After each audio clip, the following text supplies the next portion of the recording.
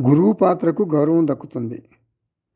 శిష్యులు పాద నమస్కారాలు చేస్తారు, పాద పూజ చేస్తారు, భిక్షకు పిలుస్తారు, మరి వస్త్రాలు సమర్పిస్తారు, గురు దక్షిణ దండిగా ఇస్తారు.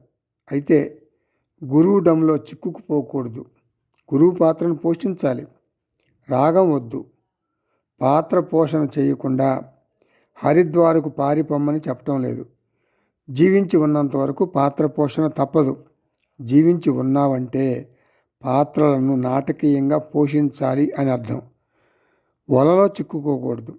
నాకు ఎలా తెలుస్తుంది పాత్ర పోషణ చేస్తున్నానా లేక వలలో చిక్కుకుని వెలువలాడుతున్నానా?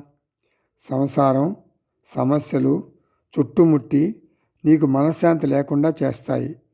అదే గుర్తు. భావోద్వేగాల అలజడి. నన్ను అందరూ అవమానిస్తున్నారు. నా భార్య, పిల్లలు, నా తల్లిదండ్రులు నన్ను గౌరవించటం లేదు. ఇప్పుడు నేనేం చేయాలి? వేదాంతం నీకు గుర్తుకు రావాలి.